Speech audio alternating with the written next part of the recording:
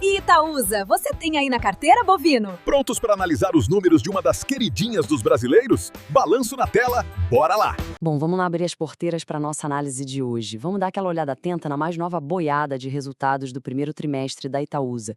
A ideia aqui é fazer um tour por essa fazenda financeira de um jeito super tranquilo e direto ao ponto. A gente vai destrinchar tudo passo a passo para que todo mundo, até quem está dando os primeiros passos nos investimentos, entenda de vez o que esses números realmente significam.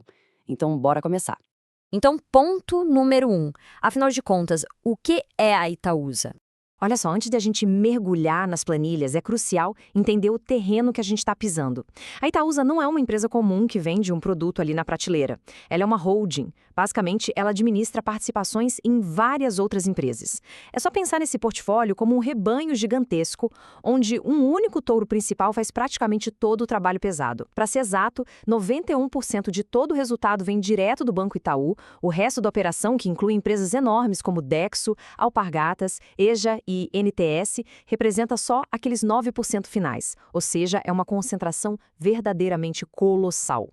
E já que a gente está falando de resultado, vamos direto procurar o pasto mais verde dessa fazenda, os lucros e a rentabilidade. E nossa, os números vieram muito fortes.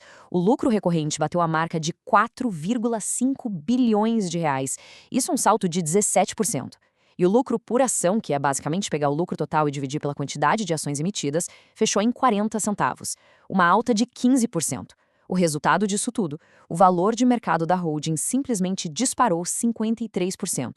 Na prática, quando a gente vê o lucro por ação crescendo assim de forma consistente, é o mercado sinalizando que a estrutura está super saudável e gerando valor real.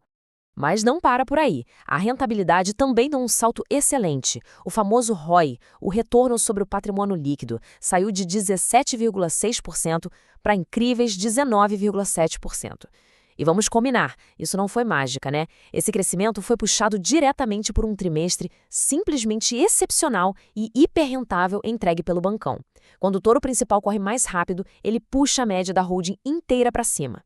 Isso nos leva exatamente ao nosso terceiro ponto, que é entender de verdade essa força absurda do Banco Itaú no peso da carteira. Aqui a gente precisa quebrar um mito enorme.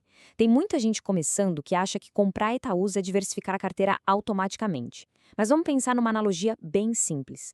Imagina uma carteira teórica de R$ 1 milhão. Se 900 mil estiverem num único banco e os 100 mil restantes pingados em 100 ações diferentes, bom, essa carteira não está diversificada, ela está hiperconcentrada. E é rigorosamente isso que acontece aqui.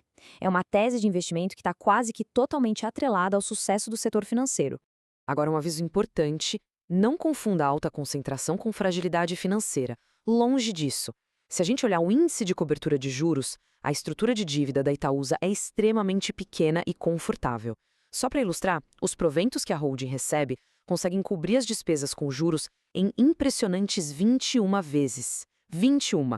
Para colocar isso em perspectiva, se a gente pegar outras gigantes do mercado, como a Cosan hoje, ela praticamente empata o que entra e sai para pagar juros numa relação de 1 para 1. Ou seja, a saúde do fluxo de caixa da Itaúsa é um absurdo de boa. E, curiosamente, no meio dessa dominância toda do banco, a gente esbarra numa verdadeira joia escondida no portfólio não financeiro. Estamos falando da NTS, a transportadora de gás. Olha a força desses números. 1,7 bilhão de reais em receita no trimestre e uma margem líquida absurda de 50%. Isso quer dizer que metade de tudo que entra vira lucro limpo, 800 milhões. Se essa empresa abrisse o capital na bolsa hoje, com certeza absoluta, ela seria avaliada em muitas dezenas de bilhões. Indo para o nosso quarto ponto, dividendos e geração de caixa. Porque é aqui que a gente descobre como tirar leite de pedra com os nossos ativos. No fim das contas, quem investe com foco no longo prazo, que é maximizar a renda que pinga na conta. E quando a gente olha para o retrovisor, caramba, esse número salta da tela, 55.000%. Esse é o retorno total astronômico que as ações da Itaúsa entregaram para os seus acionistas mais antigos, contando lá do comecinho do Plano Real. É de cair o queixo. Mas sabe qual é o maior segredo por trás dessa montanha de dinheiro? A maior parte, cerca de 84% de todo esse ganho, não veio de grandes saltos de preço no mercado. Veio da disciplina pura, contínua e simples de reinvestir todos os dividendos gordos que foram pagos ao longo das décadas. Só 16% corresponde à valorização da ação em si. É a prova cabal da mágica dos juros compostos trabalhando na prática. Hoje, o dividend yield, que é aquele retorno projetado em dividendos, está numa faixa excelente, beirando os 8,8%. Mas, liga o alerta aqui. Esse número maravilhoso está sendo sustentado por um payout, que é a taxa de distribuição de lucros que está bem elevada no momento.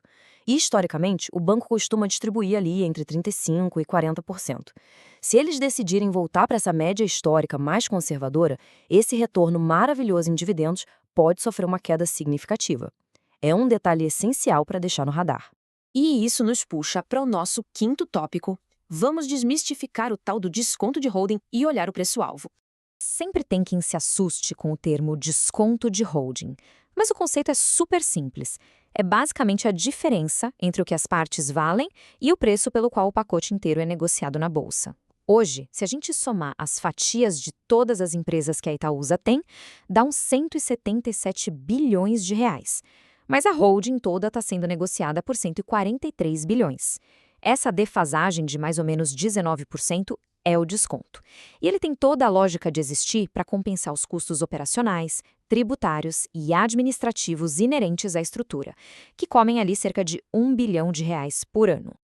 Então, chegamos ao veredito final. Consolidando tudo isso, será que ainda vale a pena? Passando a régua nos números, a gente tem uma expectativa de lucro bem gorda para a empresa, na casa dos 18,5 bilhões de reais. Usando os múltiplos históricos, o preço-alvo sensato para a ação fica girando entre R$ 14 e R$ 15 reais. O que isso significa na prática? Que ainda tem uma margem de segurança bem bacana na mesa, com um retorno implícito estimado de cerca de 15% ao ano.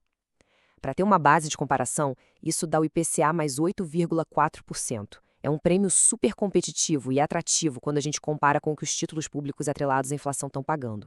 Mas para fechar a nossa análise de hoje, é preciso fazer uma provocação sincera.